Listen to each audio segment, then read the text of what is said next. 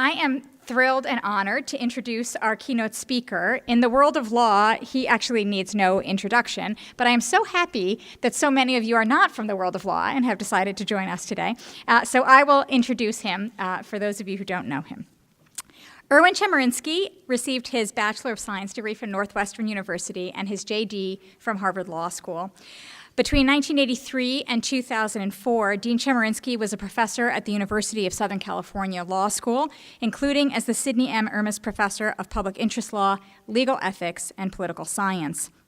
From 2004 to 2008, Dean Chemerinsky was the Alston and Bird Professor of Law and Political Science at Duke University, after which time he went for 9 years to the University of California Irvine School of Law, where he was the founding dean and distinguished professor of law, and Raymond Pryke Professor of First Amendment Law. To say that he founded that school is an understatement. He really brought it into existence and rocketed it to prominence and distinction and made it really a top-notch law school. Last year, he was named the 13th dean of the Berkeley Law School and the Jesse H. Chopra Distinguished Professor of Law. That's his career path, but it hardly begins to describe who Dean Chemerinsky is or what he has done. He is a man of passion, commitments, and action. He is the author of 10 books and over 200 law review articles, including among his books, The Case Against the Supreme Court from 2014, and 2 books published in 2017 by Yale University Press, Closing the Courthouse Doors, How Your Constitutional Rights Became Unenforceable, and Free Speech on Campus with Howard Gilman. That would be 2 books in 1 year while being dean. That is a very high bar that he has set. Dean Chemerinsky also writes weekly column for the Sacramento Bee, monthly columns for the ABA Journal and the Daily Journal, and frequent op-eds in newspapers across the country. He frequently argues appellate cases, including at the Supreme Court. He is one of the nation's top experts in constitutional law, federal practice, and civil rights and civil liberties. The awards and honors that Dean Chemerinsky has received go on for pages. Literally, that's not a figure, that literally go on for pages, so I'll just mention a few. In January 2017, National Jurist magazine named Dean Chemerinsky as the most influential person in legal education in the United States for the 2nd time, having won that award just 3 years before. He is an elected fellow of the American Academy of Arts and Sciences.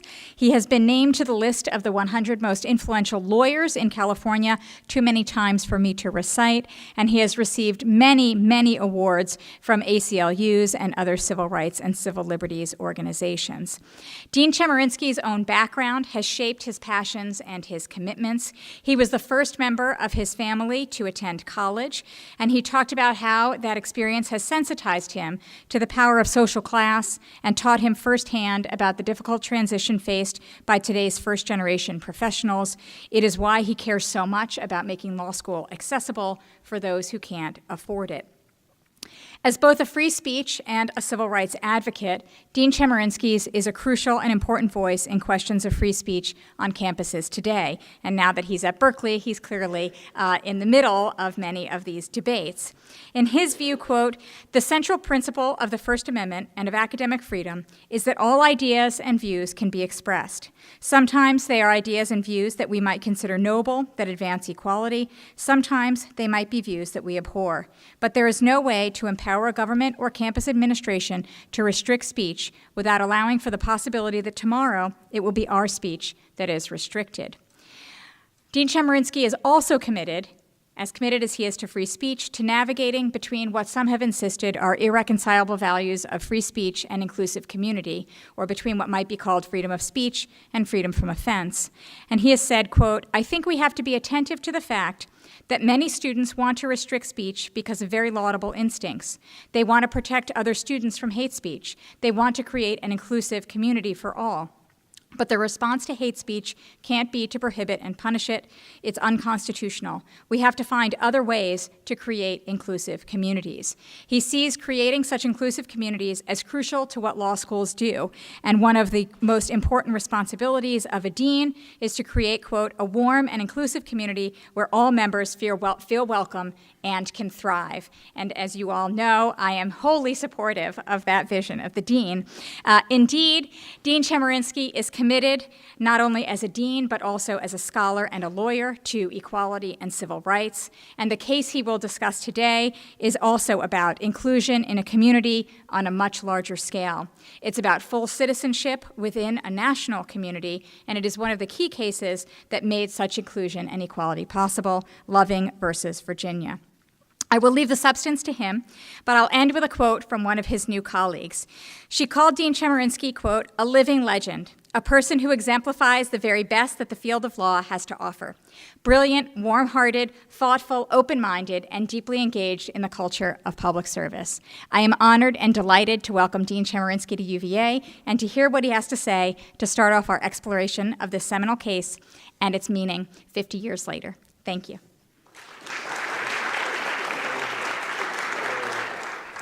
Wow, thank you so much for that incredibly kind introduction. I admit, as I was sitting there, I felt a bit embarrassed, but only wish my mom could be here to listen. Thank you also so much for inviting me to speak here today. I want to thank my colleague, Angela Wachiwillig, and I also want to thank all of the editors for the journal for allowing me to be part of this terrific conference. I often hear from my students understandable complaints that there's such a strong persistence of racism and racial discrimination in our society. Sometimes they lament that it seems that our society has made very little progress in this regard. Although there's an enormous way for society to go, focusing on Loving versus Virginia gives us a sense of how different the world is today than in 1967.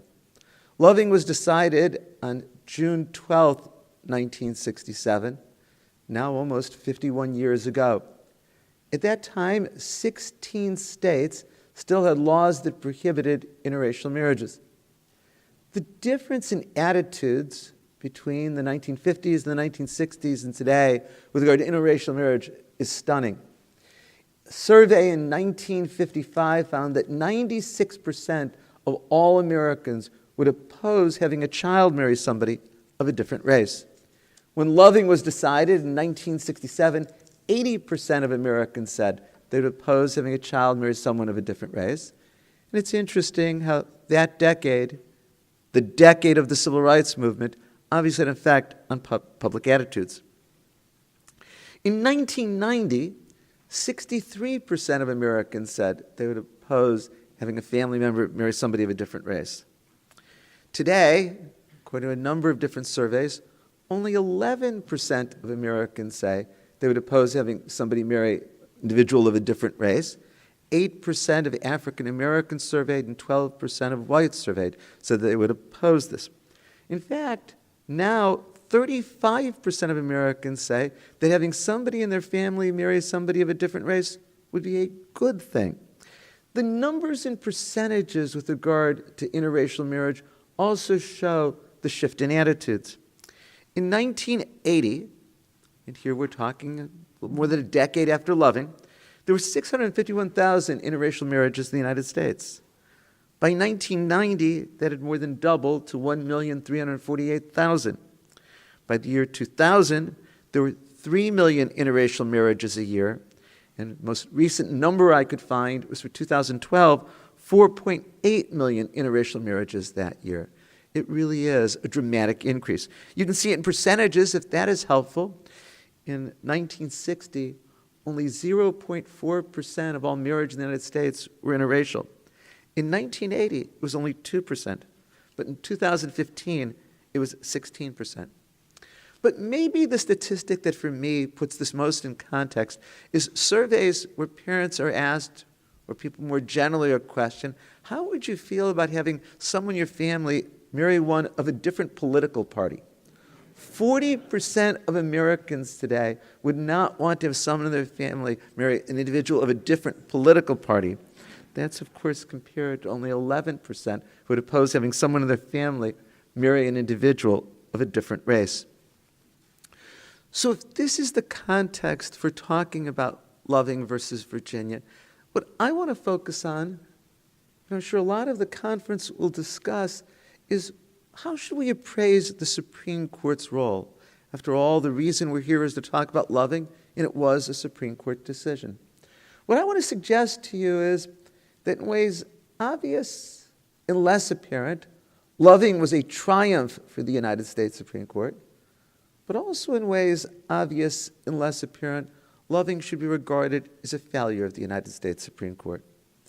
Let me address each of these perspectives in turn. Now, there are obvious ways in which Loving was a triumph for the United States Supreme Court. The court wrote a powerful, unanimous opinion explaining why laws prohibiting interracial marriage violated equal protection. As I mentioned, there were still 16 states that had such laws. The Virginia law that the Supreme Court declared unconstitutional was adopted in 1924 as the Racial Integrity Act, but it had even longer antecedents. Virginia adopted its first law prohibiting interracial marriage in 1691, and it was not the first of the colonies to prohibit interracial marriage. Maryland had that dubious distinction, passing a law prohibiting interracial marriage in 1664. In many ways, Loving was the ideal vehicle for the Supreme Court to declare laws prohibiting interracial marriage unconstitutional. Start, after all, with the title of the case. Not even a law professor in an exam could come up with a better title for a case that holds that marriage is a fundamental right. But the facts of the case also made it ideal. Richard and Mildred Loving went to Washington, D.C. to get married, even though they were Virginia residents, because of the Virginia statute prohibiting interracial marriage. In 1958, police officers barged into their home late at night, and apparently that was to see if the officers could catch them engaged in a sexual act. The Lovings had their marriage certificate on the wall, and they could point to it. And apparently the police officer said, that's not valid in the state of Virginia. They pled guilty to the misdemeanor offense, and the sentence was that they could not live together in the state of Virginia for 25 years. When ultimately they brought their challenge to the law prohibiting interracial marriage, the law was upheld by both the Virginia trial court and the Virginia Supreme Court. The Virginia trial court's explanation for its decision could not provide a better foundation for why the Supreme Court would declare it unconstitutional. Let me read you from Judge Brazil's opinion. He said, Almighty God created the races, white, black, yellow, Malay, and red, and he placed them on separate continents. The fact that he separated the races shows that he did not intend for the races to mix. The Virginia Supreme Court, as I'll discuss, affirmed that decision. Now, there's other ways, as I alluded to, that may be less obvious, that we should regard Loving as a triumph and ways in which it really contributed to constitutional law. One of these is the court's rejection of formal equality as a way of looking at the Equal Protection Clause of the 14th Amendment. The Virginia Supreme Court said that the Virginia law was constitutional because it treated whites and blacks the same. Whites could not marry blacks, blacks could not marry whites, and that therefore could not be said to be a denial of equal protection. Indeed, this was the state of Virginia's primary argument to the United States Supreme Court in Loving versus Virginia. And this argument also had long antecedents that the Supreme Court had accepted. Pace versus Alabama was a decision from 1883. It involved an interracial couple in Alabama. They were not married, of course. Alabama had a law that prohibited interracial marriage. But Alabama also had a law that prohibited unmarried people from engaging in sexual activity and prohibited interracial sexual activity. They were convicted under that law. They were sentenced to 2 years in prison, and the matter came to the United States Supreme Court. The Supreme Court did not consider the aspect of the Alabama law that prohibited interracial marriage, but it did consider part of the statute that prohibited interracial sexual activity.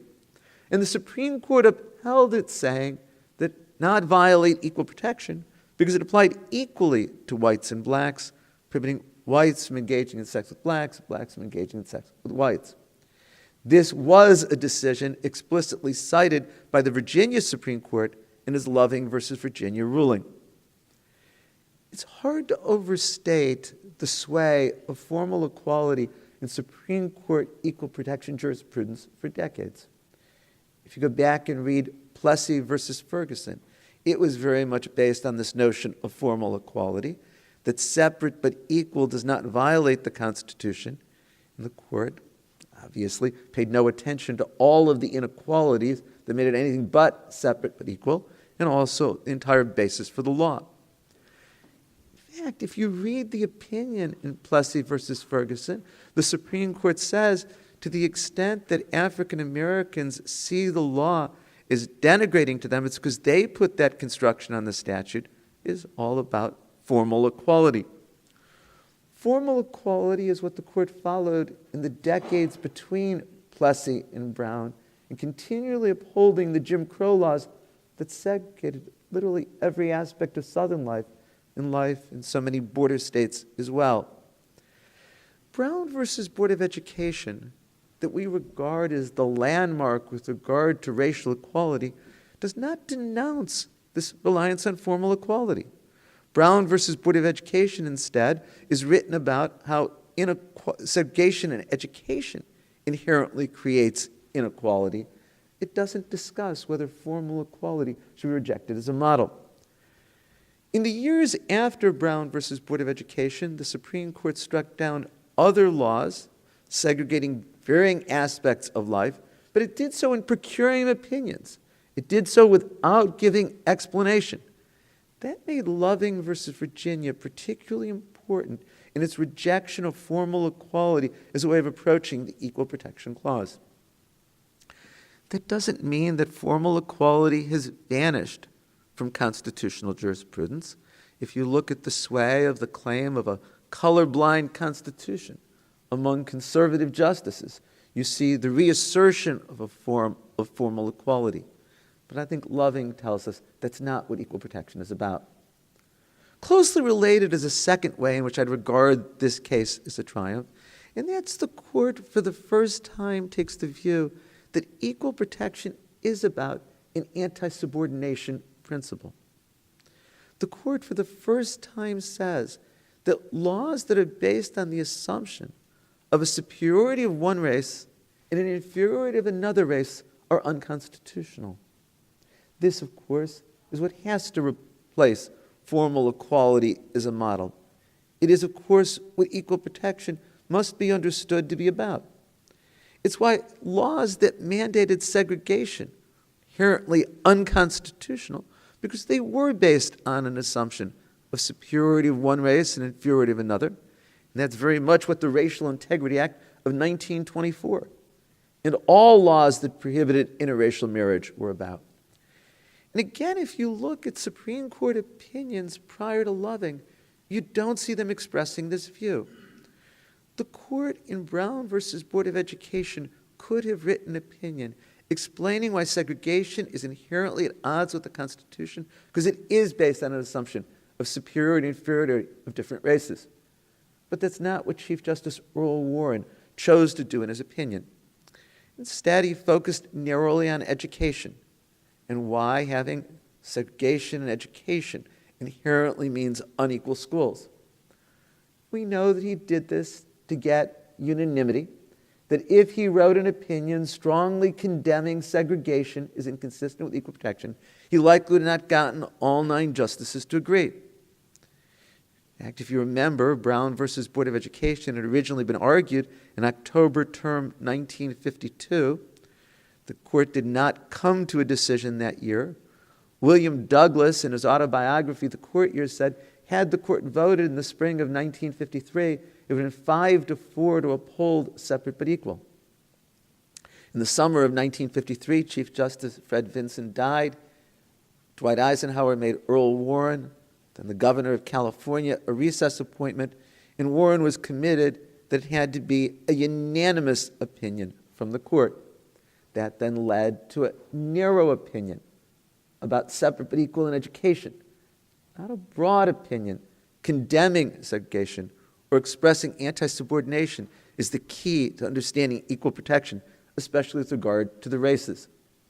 Not long ago, former Justice John Paul Stevens in his book said the court might have made a mistake by choosing unanimity over a stronger statement condemning segregation, but that's how it came to be written. And as I said, as you know, in the cases following Brown that found segregation unconstitutional, there was no judicial opinion written.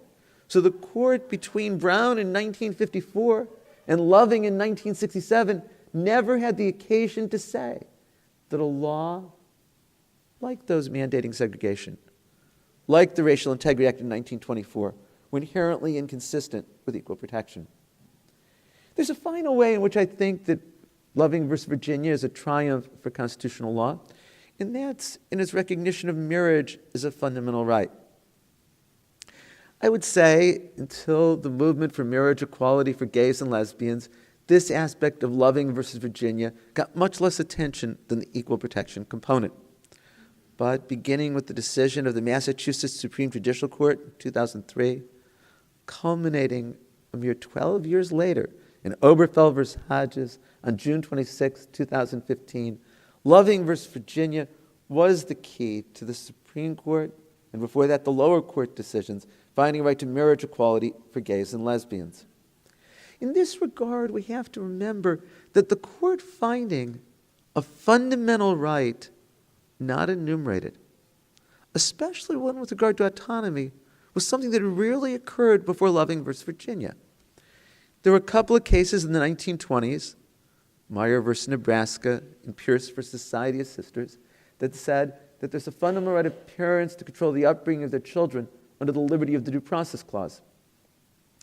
But those cases were seen to be part of the Lochner-era jurisprudence, and they always were somewhat doubt because they were a time when the Supreme Court was using liberty to protect things like freedom of contract much more than autonomy. In 1942, in Skinner versus Oklahoma, the Supreme Court, in an equal protection case, proclaimed that the right to procreate was a fundamental right. It was an Oklahoma statute that imposed involuntary sterilization on those 3 times convicted of a crime of moral turpitude. But as we focus on, maybe even cheer for Skinner, we have to remember that just 15 years earlier, in 1927, in Buck versus Bell, the Supreme Court upheld a Virginia statute adopted as part of the eugenics movement that led to involuntary sterilization, perhaps as many as 50,000 individuals. And to this day, Buck versus Bell has never been overruled. There was Griswold versus Connecticut in 1965 that held that there's a right to purchase and use contraceptives. But with regard to the protection of autonomy under the Constitution, these rulings, which I can count on less than the fingers of one hand, are really all that the Supreme Court had said. So for the Supreme Court to proclaim and do so emphatically that the right to marry is a fundamental right is quite notable. And it paved the way for other rights to regard it as a fundamental right.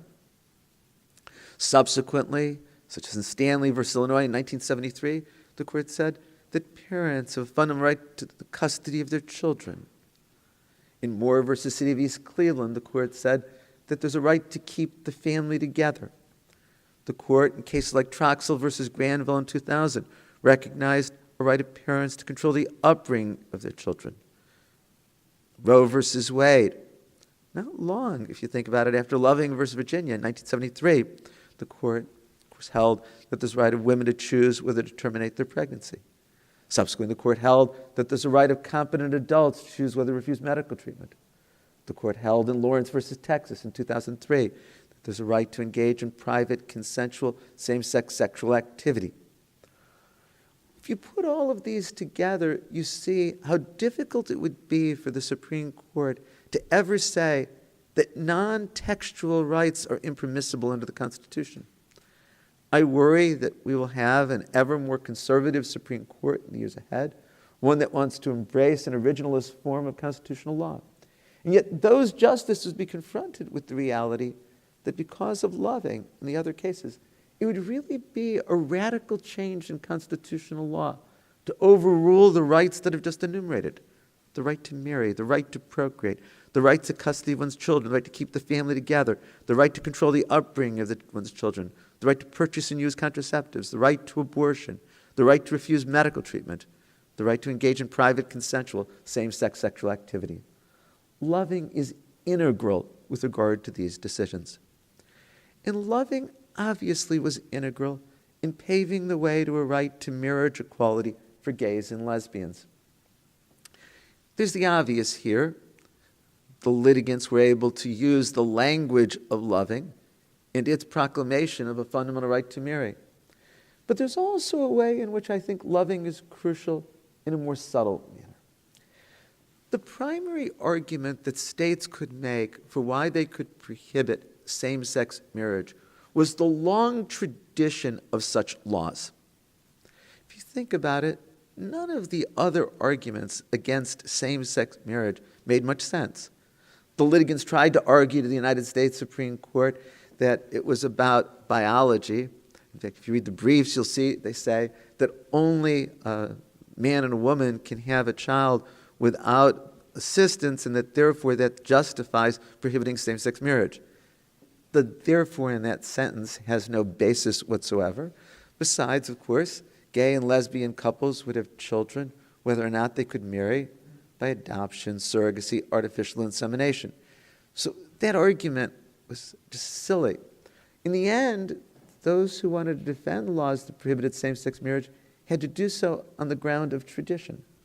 But here's why Loving is so important.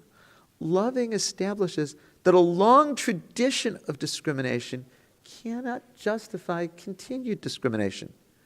However long the tradition in the United States of prohibiting same-sex marriage, there was a much longer tradition in the United States of prohibiting interracial marriage.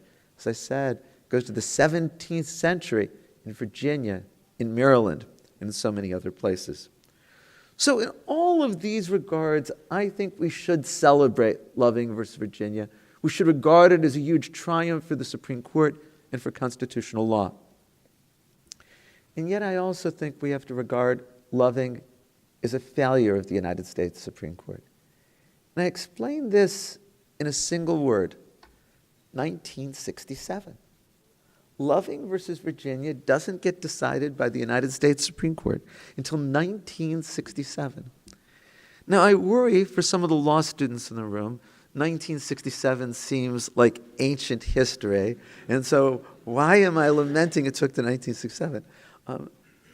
I confess, admitting my age, that 1967 isn't ancient history. I was 14 years old in 1967. I started high school in 1967. I remember the St. Louis Cardinals beating the Boston Red Sox 4-3 in the World Series in 1967. I remember following the Six-Day War in Israel in 1967. And here I'm very critical of the Supreme Court for waiting until 1967 to say something that should be so obvious under equal protection. Laws that prohibit interracial marriage deny equal protection. In some ways, I think the Supreme Court was following rather than leading with regard to this. In 1948, in Perez versus Sharp, the California Supreme Court declared unconstitutional the California law prohibiting interracial marriage. California had adopted that law in 1850. It also shows us that laws that prohibit interracial marriage were not just something in the South. They were common throughout the United States. From 1942 to 1967, 14 states around the country repealed their laws prohibiting interracial marriage. Most of those laws were repealed in western states. Illinois was one of the states during that time to repeal its law. There's also some on the East Coast. Now, in saying this, I don't want to underestimate the existence of such laws in 1967. Every southern state still had a law in 1967 prohibiting interracial marriage. And yet the question is If the California Supreme Court could do this in 1948, why did it take the Supreme Court another 19 years to do it in Loving versus Virginia?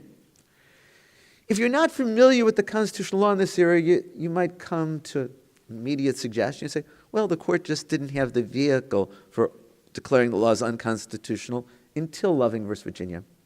But that's not so.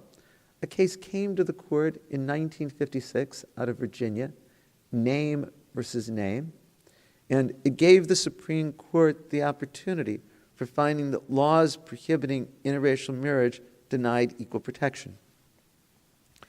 In fact, under the procedural rules that existed at that time, the Supreme Court was obligated to take the case in name versus name.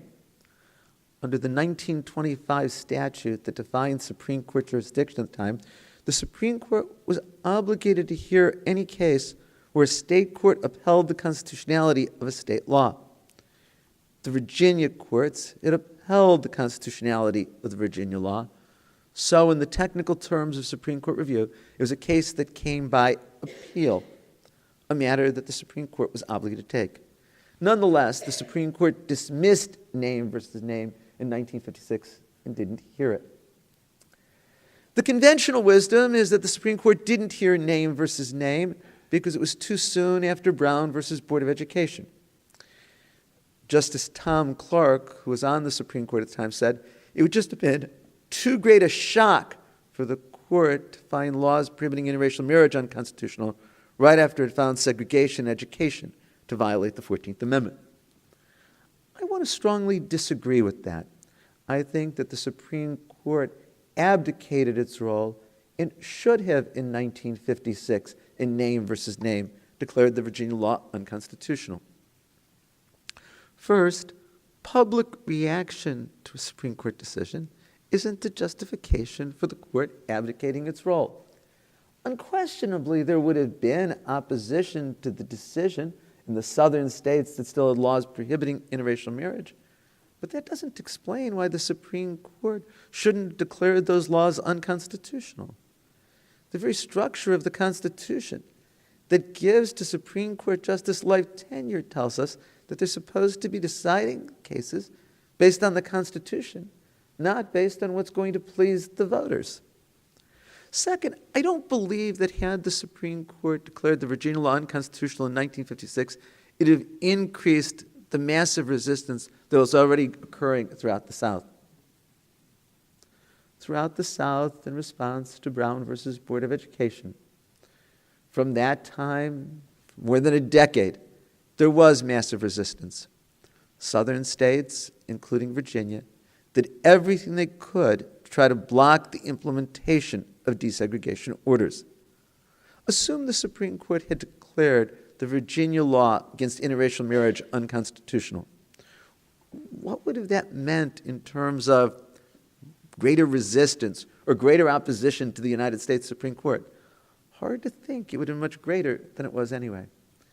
But finally, I think that had the Supreme Court, in name versus name, declared the Virginia law unconstitutional, it could have had an enormous positive benefit with regard to civil rights. I think the court would have signaled that Brown versus Board of Education was not just about equality in education. The court would have had the occasion in 1956 declare that formal equality isn't the way of understanding equal protection, that we have to understand the Equal Protection Clause in terms of anti-subordination, and that laws like those mandating segregation, like those prohibiting interracial marriage, based on an assumption of superiority of one race and inferiority of another, cannot stand under equal protection. And that message, clearly explained by the Supreme Court, could have had a positive effect with regard to civil rights. Would it have stopped the massive resistance? No. I don't think it would have made it worse. But it might have had a benefit in terms of explaining to the public, persuading the public of the proper view of equal protection. Ultimately, I think the question, as we assess Loving versus Virginia, is what's it realistic to expect from the United States Supreme Court? Throughout American history, the United States Supreme Court has been a failure when it comes to matters of race. As everyone in this room knows, from 1787, when the Constitution was written, until 1865 when the 13th Amendment was adopted, not once did the court chip away at the institution of slavery. In cases like Prigg versus Pennsylvania and Dred Scott versus Sanford, the court strongly came down on the side of the rights of slave owners. As everyone in this room knows, from 1896 to 1954, the Supreme Court not only articulated the doctrine of separate but equal, but enforced it with a vengeance. Now, I always worry that my students regard all of this as ancient history. But we see the same from the current court. After all, it was on June 25th, 2013, in Shelby County versus Holder, that the Supreme Court, for the first time since the 19th century, declared unconstitutional a federal civil rights statute, declaring unconstitutional a key provision of the Voting Rights Act. Even the triumph with regard to the Supreme Court and civil rights in recent years, it's allowing colleges and universities to engage in affirmative action, has to be seen as only a partial victory. Because the Supreme Court has refused to allow colleges and universities to engage in affirmative action as a way of remedying the long history and legacy of discrimination, instead requiring them to document that it's necessary to achieve diversity. I value diversity, but isn't that the Supreme Court really saying the reason we allow affirmative action is it benefits white students to have black and brown students in the classroom? So is that really a full triumph with regard to civil rights? So you get to the question that I posed for you. What should we expect of the Supreme Court? Maybe in Dred Scott versus Sanford, we couldn't have expected better because the majority of the Supreme Court have been slaveholders. And is it realistic that they could triumph their own experience in the culture? But I think in Name versus Name in 1956, we could have expected better from the Supreme Court. I think long before 1967 in Loving versus Virginia, we should have expected better from the Supreme Court in finding that such laws are unconstitutional. You should go through this wonderful symposium focusing on Loving versus Virginia. I guess what I would leave you with is this should have been, and really was, an easy case for the Supreme Court in constitutional law. And I think this is best expressed by a statement made by Richard Loving to his lawyer. Richard Mildred Loving did not attend the oral arguments in the Supreme Court in Loving versus Virginia. But quite famously, he said to his lawyer, "Mr. Cohn, tell the court that I love my wife, and it's just not fair that I cannot live with her in Virginia." Isn't that obviously so? And isn't that what this is all about? Thank you.